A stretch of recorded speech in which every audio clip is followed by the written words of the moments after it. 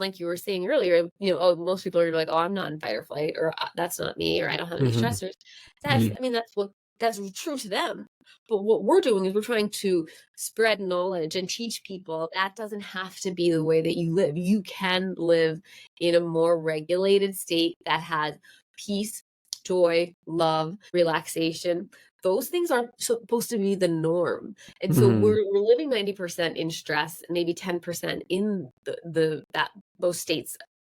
I want it to be flipped, right? I want it to be Okay. 10% of us of the time that we're activated and we're stressed out, and 90% living in peace, calm, joy, creativity, cooperation, curiosity. Excellent.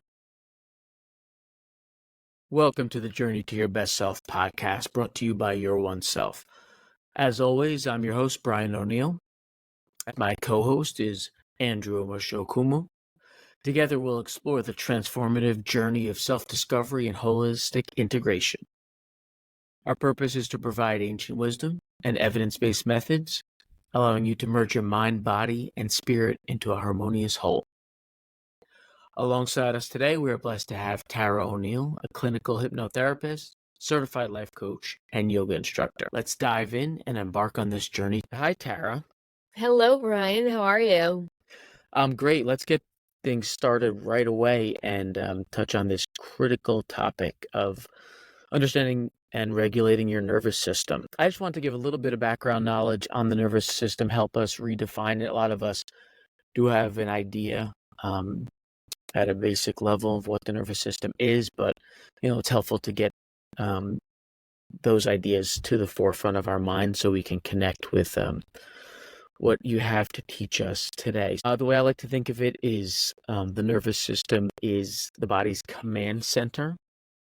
So that's going to mainly, the main components are going to be the brain and the spinal cord, which come together and form what we call the central nervous system, CNS, if we want the acronym.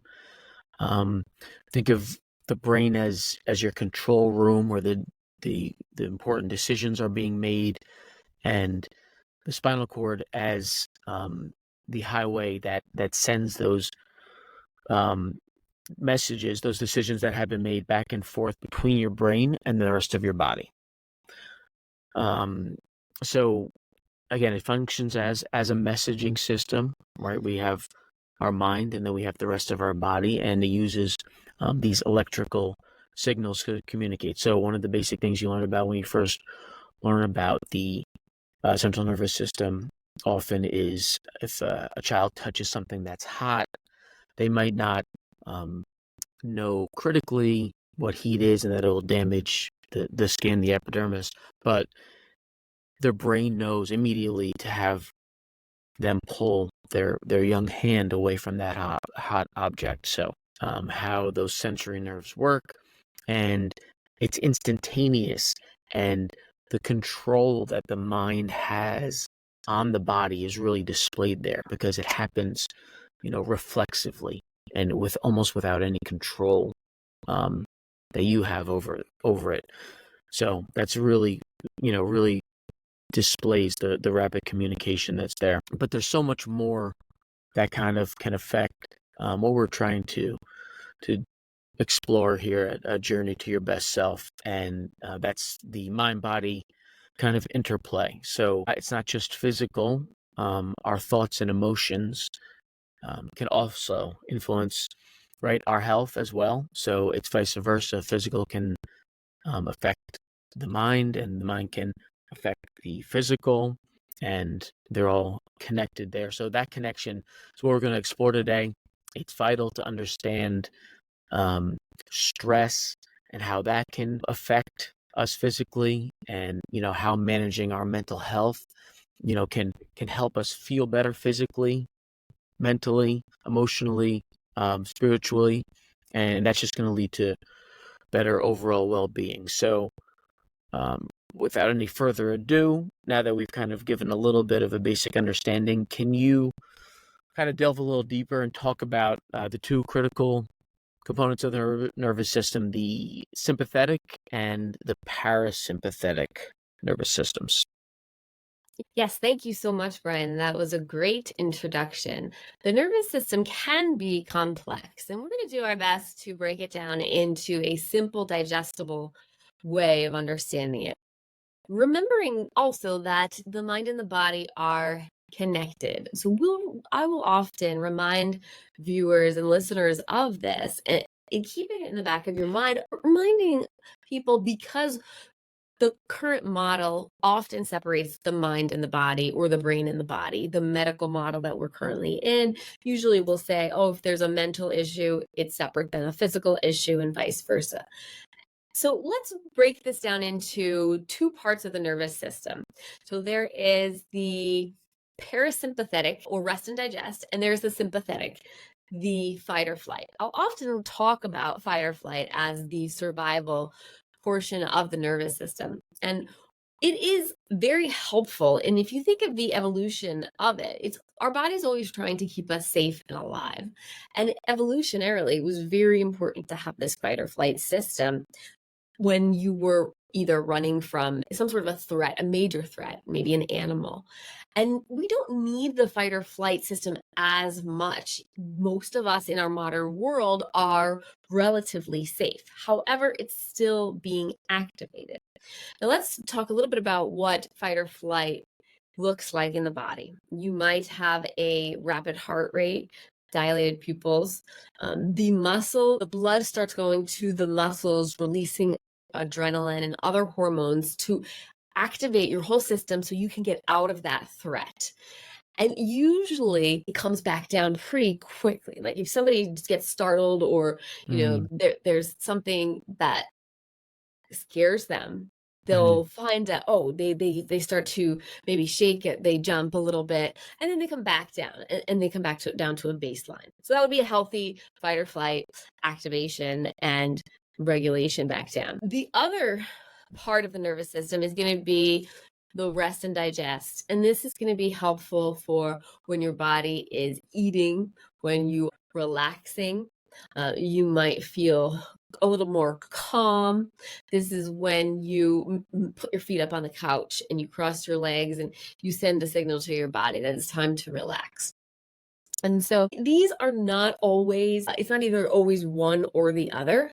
We can run into problems when we have, let's call the fight or flight the gas and the parasympathetic the brake. If you have the gas pedal and the brake on at the same time, it mm, can be mm, dysregulating to the body. mm, And we also have something that I call chronic fight or flight, where we are mm, slightly activated. And evolutionarily, this was helpful when we were in a state of a famine and there was no food for long periods of time. Little activation of the nervous system would preserve our resources. So we would mm. store as much fat as possible so we could survive for a longer amount of time. So now in the modern world, when we are activated in this way, this slight activation of fight or flight system or a dysregulation and a combination of both, even though we have more than enough, most people have more than enough food, often even in excess, but we are in this activated state. It does make it harder for us to have energy, lose weight, have concentration. We're often fatigued. So we can Mm. really learn so much about ourselves and about the modern world and health when we study the nervous system and our patterns and the evolutionary mechanisms of the nervous system. Excellent. I mean, that really, there's so much to dig into there.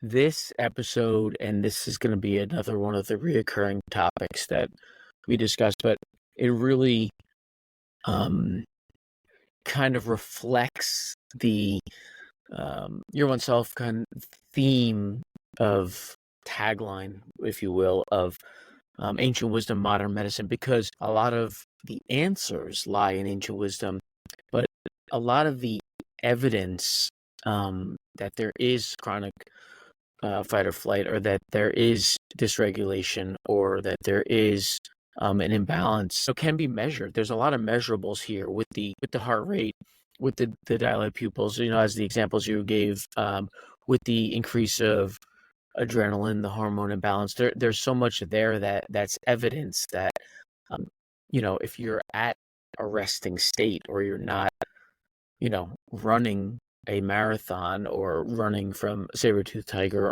or on the hunt, you shouldn't, these markers, you shouldn't have these, wild, these markers that are just kind of off a baseline.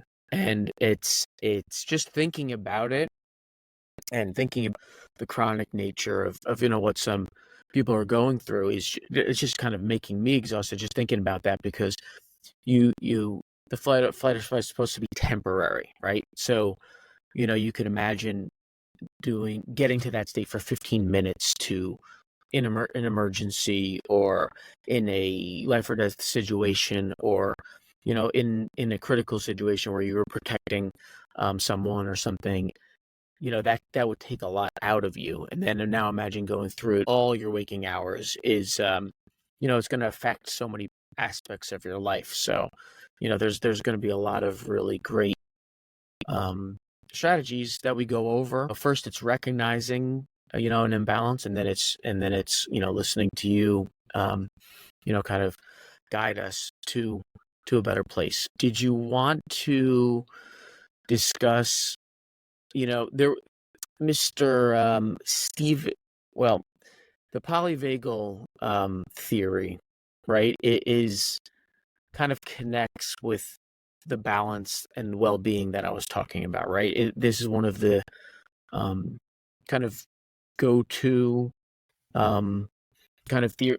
First, recognizing it, and then one of the solutions that you often go back to, right? And it kind of something that's influenced you and your helping people get out of chronic fight or flight. So can you kind of give us a little polyvagal theory synopsis, and why you think it's accurate and important?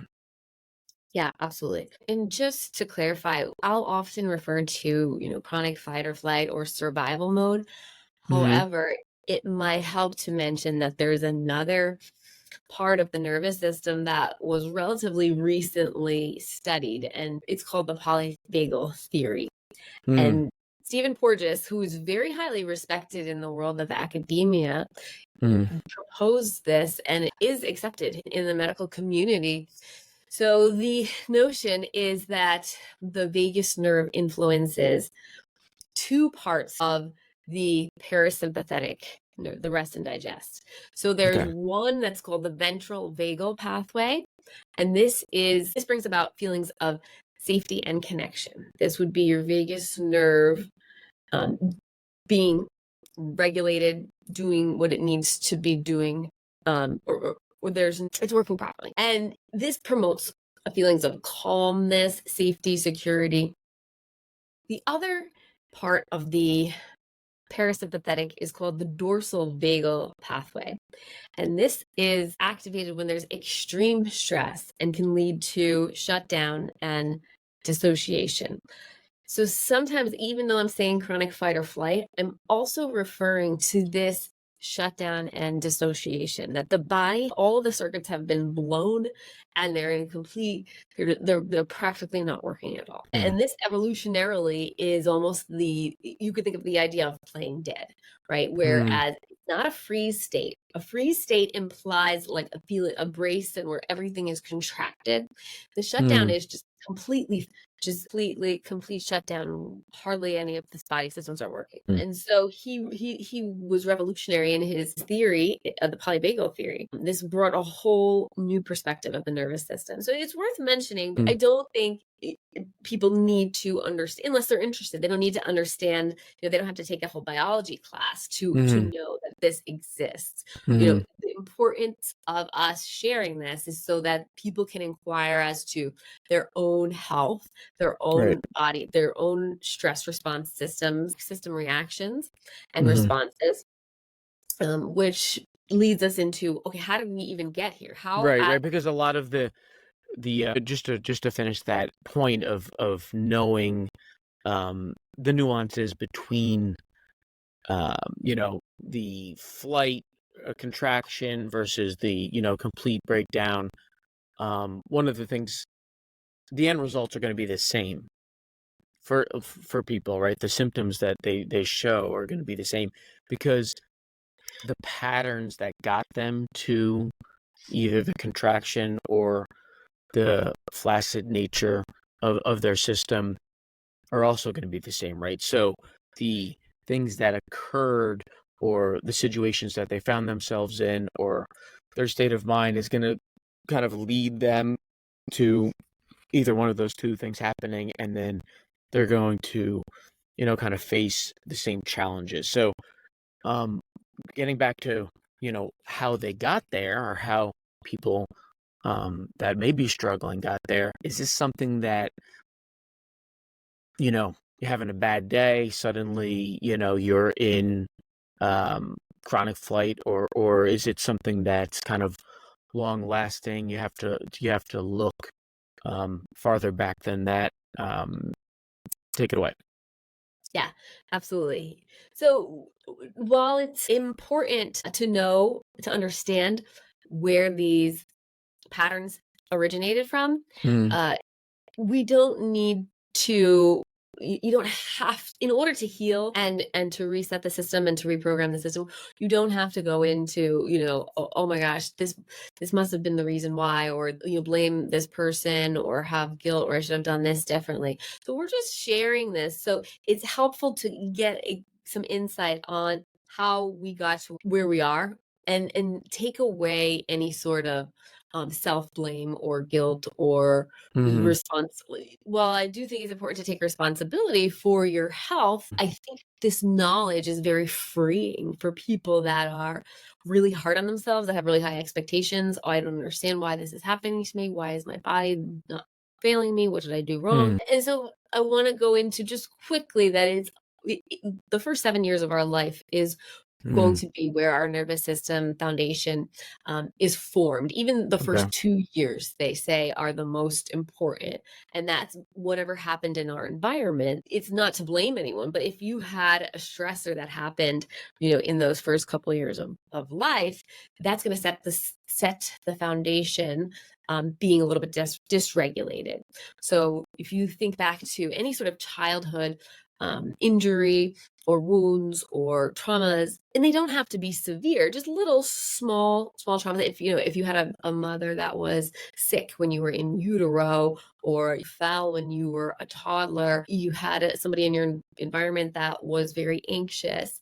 So these are, like, again, it's not to blame anyone or to solve the problem of the past, just to be aware that it's not something that you've done in your adult life that might contribute to the dysregulation, but it's almost always something that happened as a child. And so as children, we adapt beautifully to our surroundings. So any sort of stress, instability, external traumas that we take on are going to dysregulate our nervous system.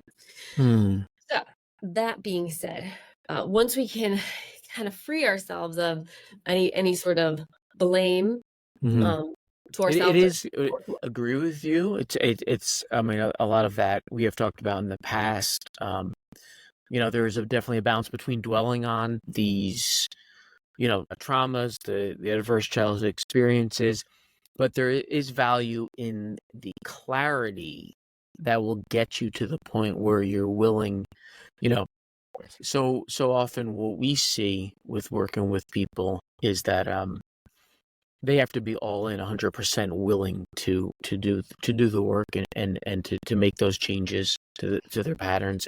If if there is a lot of like, oh, I can't be in chronic fight or flight, or I things are going so well. But then if you do look back and you do that investigation, there is some clarity in discovering, well, this did in fact happen, so that kind of makes sense, right? So yeah, absolutely. actually, in fact, I did have those challenges or those early, traumas that I went through, because it's all, kind of puts the pieces together, and then it gets you willing to now, make the next step and make that change. So I think it is good to at least recognize that those things may or may not have happened. Absolutely. And the mind protects us as well. I would say almost 100% of my clients will come in to me and say, well, my childhood wasn't that bad, or Mm-hmm. it was okay. And when we dig deeper, it was not. We downplay it, and for good reason. Right? If somebody has a traumatic experience, the last thing that they want their mind to do is remember it, and especially often, right? So our mind has a way of hiding the adversity or the negative experiences deep within our limbic system and our physical body. So, now might be the time to say that all of our stressors are stored within our body system if they're unprocessed.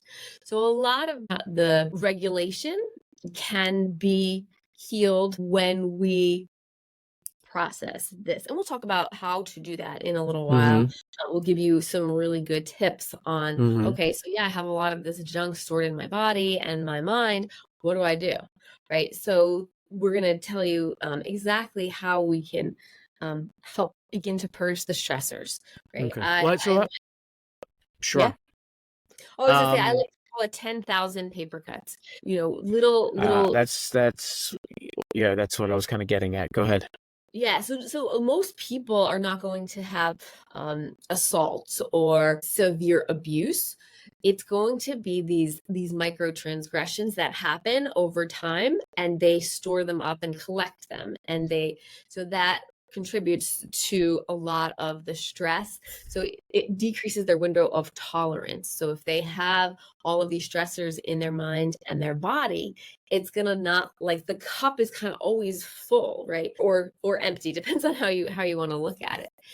So you were gonna ask something. No, yeah, I was going to say, one paper cut is something that is you're leading into it, but some might look at this and say, all right, well, Firefly's been with us forever. We've gone into that zone and come back, into parasympathetic, without even thinking about it.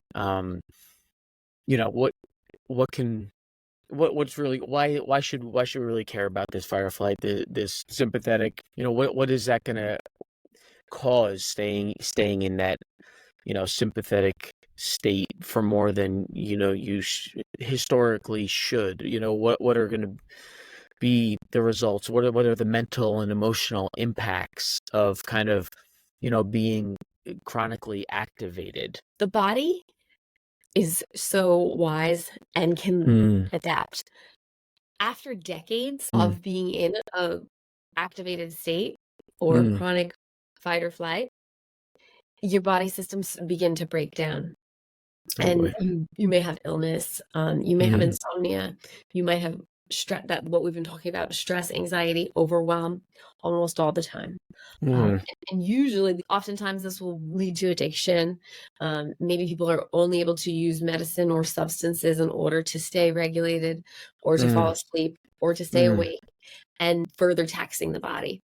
So one of the protective mechanisms of living in fight or flight is that you don't have to, your body, it's very difficult for your body to process old stressors when you're when you're in fight or flight. mm, And what I mean by this is, if you've ever had a situation, that was a very stressful event in your life, and you just had to power through, and you couldn't actually process it. Maybe there was a loved one that was sick, even positive things that happen if you're, launching something at work, and you don't, sleep for a week, and you're like, oh, you know what, I'm gonna process this later on. But mm, you just put it in the back, in your wherever you store your things. I think of like this big old bin or this treasure chest of stressors, and you just throw it in there, and you're like, okay, I'll go through that later on. But later comes, and then there's a new stressor, and then there's a new stressor, mm, and when you're in fight or flight, you can't ever open up that chest and go through the old stressors. So a lot of times I'll get clients that would retire, resign, or quit their job, and take some time off for themselves to heal, and they don't understand that why all of these things from the past are coming up now. And that's because they're finally in a state of rest and digest, and the body wants to purge. The body wants to clean and get back to homeostasis or equilibrium, and it doesn't want to live in that chronic fight or flight anymore. So they're in that a purging process when you do begin some of this work. And I want viewers and listeners to know that that's okay, that that's absolutely perfectly fine, that the system and the wisdom of the body is always doing what it needs to do to protect you, to keep you safe. But also, when you give it a chance, it can heal itself. It can purge the old stressors. It can reset the nervous system. We just have to give it the proper environment and set the stage for it to do that. Excellent. Before we get into some of the strategies we have for kind of regulating the nervous system and trying to do some of that purging, we did talk about childhood traumas and different things that could cause the imbalance. But what are some, known external kind of triggers that are gonna, ideally, you never get into chronic fight or flight, right? So what are some things that people can do, or what are some avoidance kind of proactive strategies? What are we looking to try to kind of avoid or disassociate from to avoid even getting there in the first place? Absolutely. And it may be important to note that we can get addicted to the stress hormones in Mm, that if you think of like coffee, right? We want that buzz. We want that adrenaline rush. And so coffee is one way to get it.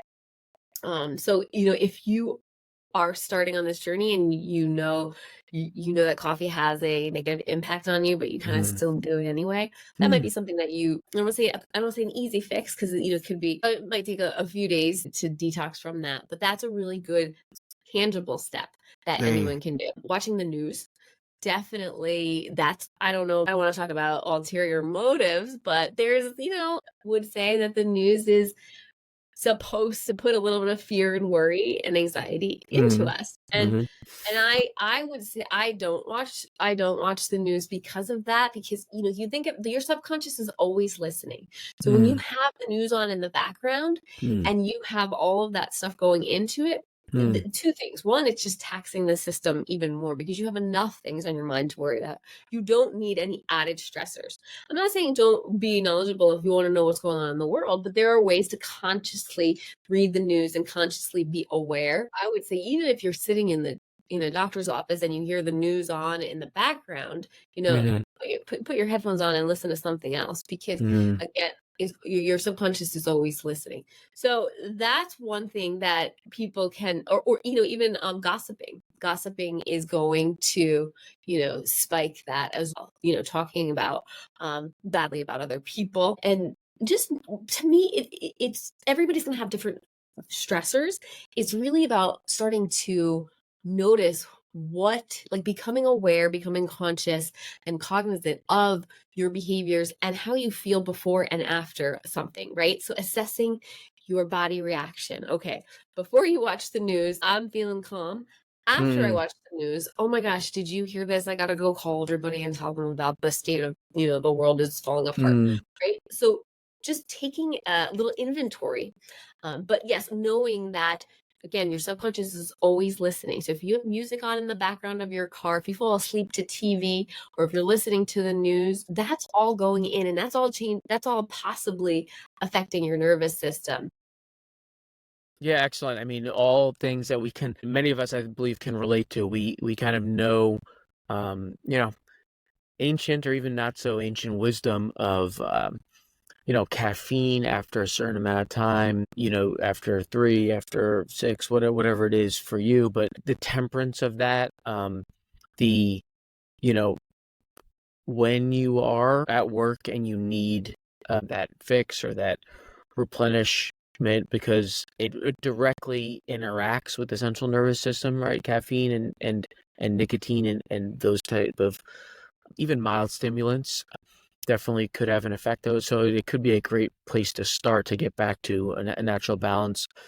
We've all, or many of us, have probably heard, newsroom slogan since, the days of black and white TV. If it leads, it bleeds. If it bleeds, it leads. Pardon me. So, If it leads to, I don't even, that's like some kind of If it Freudian thing. leads, I it don't know. leads, right? But if it Yeah. leads, it leads, it's definitely been something that producers, have been telling broadcasters for decades and decades, and that just, if you visualize that can't be healthy for the balance. And then, we've all been in an office or a lounge or a communal area, and it can get very toxic when you do hear a lot of the gossip. But it's one of the things about these stressors is, the counterintuitiveness of it. And our lizard brain attracted to them because they do, there is that rush when you get into that sympathetic state, right? There is that fix that you're almost getting, and you just kind of want to know, and you want to be, on that text chain where someone's omitted, so there can be a message sent about them, right? So it is, even though we know we have the solutions sometimes to be proactive, it's difficult to avoid that that quick fix. What about And just to add that sure. too, with the, the coffee room kind of talk, again, thinking back to survival and evolution, right? It Mm-hmm. was maybe this tribe against that tribe. And that's really what we're doing. It's like, oh my gosh, did you hear that? Did you hear this? Did you hear that? And we are wired still. That's why we have to consciously rewire, because we still are reptilian and mammalian wired for survival. And so we have to train our minds to see good, because we're on alert to see the bad to protect ourselves, right? And we're still a little combative in our modern world. Oh, they're the bad guys and we're the good guys, and we have to beat them so we can survive. And it's just outdated. And that's why this work is so important, Mm-hmm. and I'm so passionate about, Mm-hmm. because we do have to make a conscious choice to rewire our brain for positivity, for positive connection, for creativity, to see the good, to evolve and grow. So I don't have the discipline to be as news avoidance, but no, no, no. there's a couple of things that I did pick up recently, analyzing some polling data from a national aggregate. I did the latest is that 68% of the country is um, thinks so. 68% of the population surveyed thinks that the country is headed in the wrong direction, and that is, I have to believe a lot of that is, people's personal state of being kind of really impacting that decision when they're giving their answer. So they're not in a good place. So they think, the people, the country at writ large isn't in a good place. Let's talk. I've said the word balance a couple of times. Perhaps you could kind of, more crisply and clearly, define what we mean by regulating your nervous system. What is, how do we manage?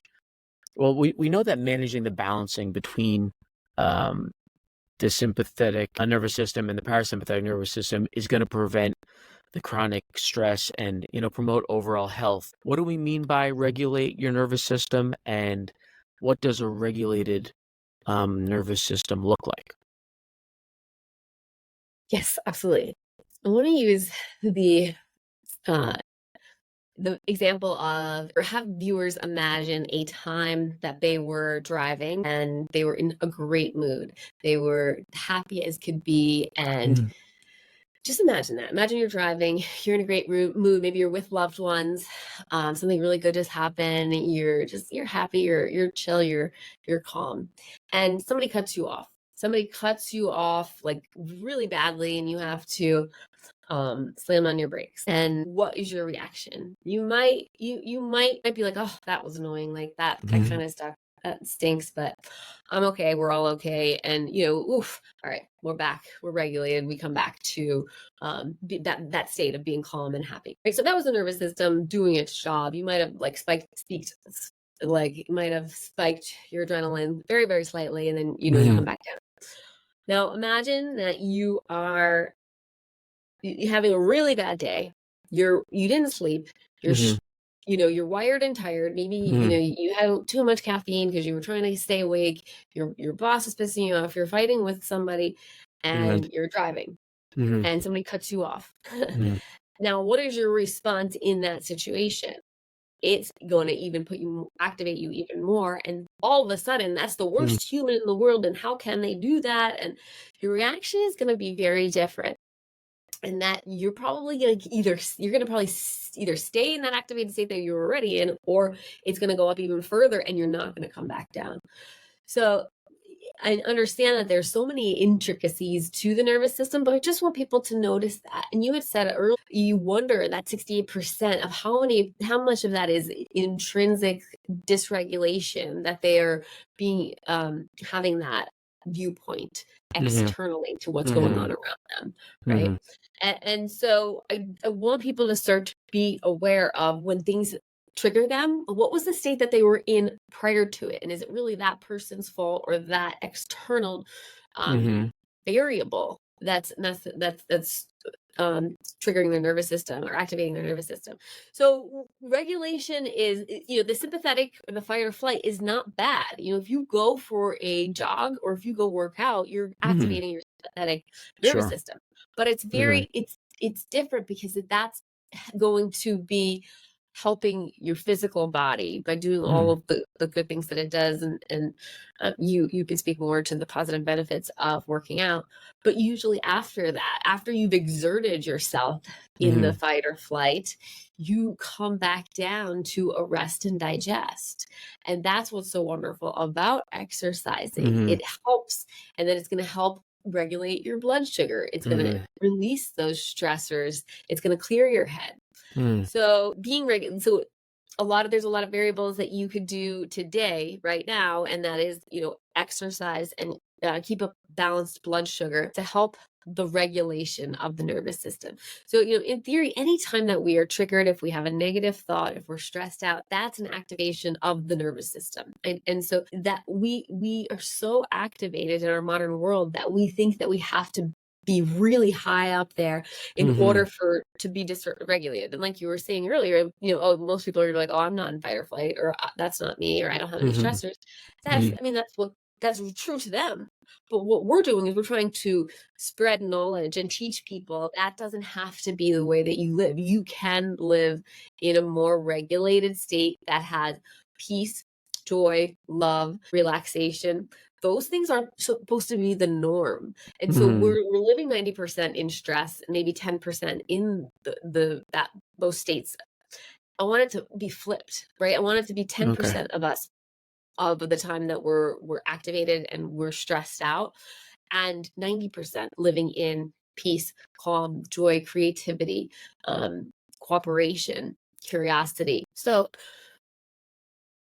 it is regulation is going to be different for each person, but ultimately you do need both the sympathetic and the parasympathetic. But then we want them to be a dance that you can go back and forth easily and very. Excellent. Yeah, and that's one of the things that is surprising to some because you think that it's not that you lose those ranges and those peak emotions necessarily. Though we always try to stress temperance, it's just that you come back to center, right? That frustration. I mean, that's inherently the difference between chronic and being in a chronic state of fight or flight, whereas ideally you're just temporarily frustrated, a little annoyed, ticked off by the driver. But once you get off your exit and you realize, oh, it was only 3 seconds extra time after slowing down. Ideally, we would like to get to the point where you forget about it and never think about them again. You're not walking in the front door, slamming it, just furious that had happened to you 20 minutes ago on your ride, right? And it's just festering and building off of now what had happened at work, like you had said, right? It's um, in the ideal you know, balanced state, you're still going to have this range of emotions. So but you're going to come back to center, Right. much more quickly. Yes. What about, some strategies that can kind of get you when you are maybe kind of struggling, but you do, have the self-awareness to know that you're kind of in a place where, you need to get out of that sympathetic, locked in state. And what are some things that people can do, in the short and long term, to try to, regulate their nervous system themselves? Can you maybe go over 4 or 5 of those? And, we could discuss. There's always something for everyone here. So what are some things that people can do? Absolutely. And I would say the best place to start and to continue is inventory and assessment, right? So Hmm. we need the data of how you are feeling in order to do something about it, right? So Hmm. in order to become aware that there's even a problem. So if you don't know that you're stressed out all the time, you're not going to be looking for solutions to help your stress. But we really want you to have the courage and the desire to look within, right? And without, without judgment, without, self-blame or being hard on yourself, just observe, right? Stay in the neutral territory and just as a science, think of it as a science experiment, right? We're just looking for data and we're trying to create a hypothesis to find a solution. So we don't have to put emotions into it, right? Don't think good or bad. So that's the first step is there is a problem. So identifying the problem being in this scenario, I bring my work home with me, right? Okay. So you're bringing your stressors home with you. What can we do to prevent work stressors? But also, if that does happen, how can we bring it? How can we solve the problem? So a lot of what we speak about here is going to be mind, body, spirit activities, and they can overlap. So the breathing exercises, mindfulness, meditation, physical activity, having enough sleep, your diet, and connection, social connection, and Hmm. therapies or other interventions and support. And so that being said, you can refer back to earlier episodes where we gave some tips because it's important that you have a couple go-to tools in your toolbox that you can do anywhere at any time. So I'm a huge, proponent Absolutely. of yoga. Hmm. However, I understand, you just got triggered by somebody cutting you off. You don't have a Hmm. chance to go to the yoga studio, do an hour class, and then respond and back to that person, obviously, right? So what would be better situation in that? You might do some deep breathing, right? Hmm. You you do what you need to at that time based on the tools that you have in your toolbox. So we're Yeah, in the collecting the situation you're in, right?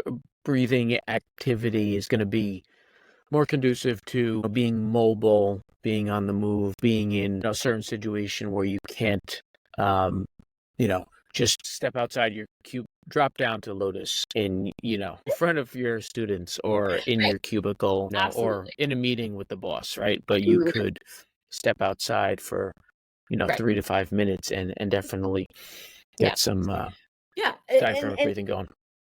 it's, I wanted to start, really teaching the importance of prevention and, Hmm. but, if your blood sugar is really, if you know your blood sugar is really low and you get really irritable when that happens, Hmm. get some nuts in your bag and or Hmm. protein bars or some Hmm. fruit, whatever it is that, Right. is healthy for you. Hmm. That's going to be helpful, right? Ultimately, ideally, it would be make sure that you're eating enough so your blood sugar doesn't dip down if that's, going to trigger you into a stress response, which it does when your blood sugar gets too low, you're going to go into fight or flight. Again, that whole famine. There's not enough food. What are we going to do? Your body responds. So, we're using the preventative measures, choosing one or two preventative measures, and then having one reactive or solution based measures. Is there any that you want to add Uh, to or have no, I questions? mean, I think that those are great technique, strategies, solutions. And listening to you, we have touched upon the sleep, introductory sleep episode and some strategies for that, and we're gonna looking at what you had just talked about. We have standalones on a lot of those topics coming up. The physical activity is going to be one that we come back to. Basics of a healthy diet, the macros, getting the proper nutrients, breathing as well. You have some breath work stuff additionally coming for us. But I did want to just before we wrapped, since we had brought up the vagus nerve and the polyvagal theory, I know yoga is definitely kind of connected to that, and in a way, as far as trying to your best self goes and your own self, yoga is in some ways kind of even more important to our mission, and that it's so many benefits that it has, right? Do you want to talk a little bit about how it connects to getting us balanced and get kind of regulating the nervous system when you have the opportunity to do it regularly, and kind of how it's the great thing about it is the impact is not just temporary if you get into habitual practice, right? So take it away. Absolutely. Yeah. I mean, I could talk all day about yoga. And so when we think yoga, when I'm talking about yoga right now, we're talking about the physical practice, the asana, what we know most as in the West. And they call the vagus nerve the spiritual nerve, actually. And so because it is interconnecting to what they call the energy centers or the chakras in the yogic tradition, which we'll get into in another episode because that's so much fun. The vagus nerve is going to be, the yoga activates the vagus nerve, which allows for immaculate connection between the mind and the body. And what we were saying earlier about the brain and the spinal cord sending messages back and forth, right? So the vagus nerve is going to be this super conductor of sending these messages into the mind and the body, especially the heart. Like, think of the heart as the center of it, everything. And yoga really helps people by opening that heart center, which is also what the social engagement system does, is it activates the vagus nerve and allows for the heart center to be open.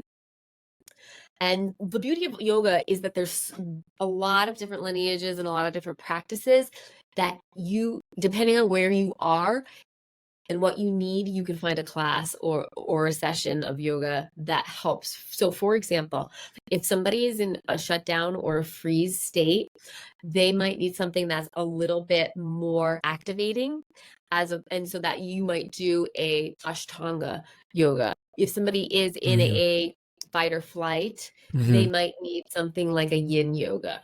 And so I always encourage people to take several classes before they throw out, oh, I don't really care for yoga, or it's not for me, because there are so many different teachers, there's so many different styles, but it's working the whole body. And so our whole mission is to show people how the mind, body, and the spirit are interconnected, and yoga does such a wonderful job of allowing that to happen, connect all of it together and integrate it naturally. It's not something that you have to think of, oh, I gotta go to yoga and I'm trying to do this to my mind, I'm trying to do this to my body and this to my spirit. No, it just happens. Yoga, the word yoga actually means union. And to me, what yoga is, it brings you into the present moment. And that is where we want to live, right? That's where we get to be our one self. That's where all of the magic happens, is in this moment, not worrying about the past, not planning for the future. It's right here, right now. That's where you're connected to all that is. And it's so beautiful and it's so amazing. And yoga has been the most important thing in my life to get me to that present moment. And my mission is just to share that experience, because once you've tapped into the present moment, there is nothing else like it in the universe, to my understanding. Excellent. That's a great way to end. For those, who kind of were intrigued by a lot of what Tara started at, that little glimpse into that world, there's definitely a lot more content for you to consume, taraoneal.com, yourownself.com, but we have a lot of episodes that kind of really focusing in on branch of technique and strategy, with yoga being the focal point. So, stay tuned for a lot more to come. Just to sum things up, regulating your nervous system is a personal journey, and that's why we have a lot of specific techniques, and hopefully we'll be able to assist everyone what they need. You need to understand, your unique needs. Please share trials and tribulations that you're going through in the comments, anything you agree, disagree with, questions, concerns, answers for others. As the holistic wellness experts, we are here to help, but, we're always willing to listen to members, clients, followers, subscribers, and actually that's just, it's a journey for me as well. Yeah. Definitely, the communication's open, and we'll be glad to hear from people. Yes? I just want to thank our viewers and listeners and followers. We are so honored that you're able to join us, that you're willing to join us on our journey and hear what we have to say. We want to hear what you have to say, because you're the reason that we're doing this. We honor and cherish and love you. Absolutely. Yeah, so take those steps that we talked about, and follow us for more content, and stay tuned for more strategies and techniques, and you'll be able to regulate your nervous system and achieve kind of that state of equilibrium, and you're going to notice the benefits and the improvement to your quality of life, and it's just going to be amazing. We're looking forward to that transformation happening to you. Thank you again, Tara, as always. Thanks again, listeners. Please like, subscribe, follow, check out the show notes for those links and for more content, and we'll see you next time. This is, again, your host, as always, Brian O'Neill, wishing you peace, love, and self-discovery.